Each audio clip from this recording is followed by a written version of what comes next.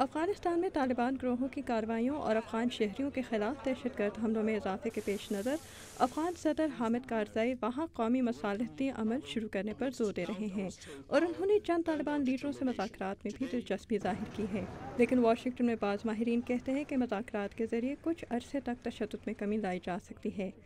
American university کے Anthony وانی Saint جان کے مطابق افغانستان میں مصالحت کے عمل میں ہتھیار ڈالنے پر تیار عناصر اور ناقابل مصالحت گروہوں کے درمیان تفریق کرنا بہت ضروری ہوگا۔ میں سمجھتا ہوں کہ اب تک طالبان کچھ ایسے اختیارات کی توقع میں مذاکرات پر آمادہ ہوئے ہیں جو وہ اپنے ہتھیاروں کے بل پر حاصل کرنے میں ناکام رہے۔ مذاکرات کے دوران اپنے حریف کی توقعات کا اندازہ لگانے اور ان کا جواب دینے کے لیے کوئی ٹھوس حکمت عملی ضرور ہونی چاہیے۔ کچھ طالبان مصالحت کے خواہش مند ہیں جبکہ دوسرے طالبان کے نظریات بہت پختہ ہیں اور ان دونوں میں بہت فرق ہے۔ پچھلے ماہ صدر کارزائی نے کابل میں 1600 مندوبین کے ایک جرگے کے سامنے قومی مصالحتی عمل کے لیے کچھ تجاویز پیش کی تھیں، لیکن افغان طالبان کی قیادت نے اس جرگے میں شرکت کرنے سے انکار کر دیا تھا۔ تجزیہ کار اور مصنف آڈری کرت کرونن کہتی ہیں کہ کسی تیسری پارٹی کی شمولیت کے بغیر افغان طالبان رہنماؤں کے ساتھ مذاکرات کرنا مشکل ہو سکتا ہے، لیکن مذاکرات نچلی سطح کے طالبان جنگجوؤں کے ساتھ انفرادی طور پر بھی کیے جا سکتے ہیں۔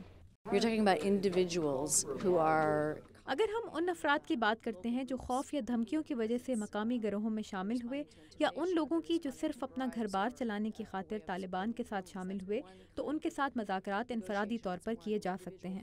اس صورت میں یہ دیکھنا ہوگا کہ یہ لوگ مصالحت چاہتے ہیں یا نہیں، اور انہیں افغانستان کے استحکام اور پائیداری میں دلچسپی لینے پر آمادہ کرنا ہوگا۔ لیکن بعض ماہرین کے مطابق طالبان سے مذاکرات کی راہ میں اصل رکاوٹ یہ ہے کہ وہ مختلف گروہوں میں بٹے ہوئے ہیں اور کوئی ایک گروہ دوسرے کی نمائندگی نہیں کر سکتا۔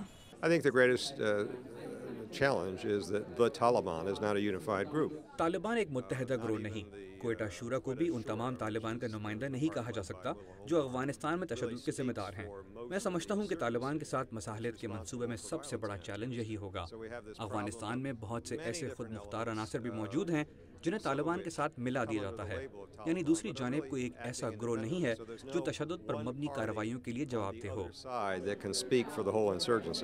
ماہرین کے مطابق طالبان کے ساتھ مصالحت اور مذاکرات کے منصوبے میں پاکستان اہم کردار ادا کر سکتا ہے، اور پاکستان نے بھی صدر حامد کارزائی کے قومی مصالحتی منصوبے کی حمایت کی ہے، لیکن تجزیہ کاروں کے مطابق اگر جنرل پیٹریس کے مشورے کو مد نظر رکھتے ہوئے حقانی گروپ پر دہشت گرد تنظیم کا لیبل لگا دیا جاتا ہے تو صورتحال مختلف بھی ہو سکتی ہے۔ Amna Khan, Urdu VOA، Washington.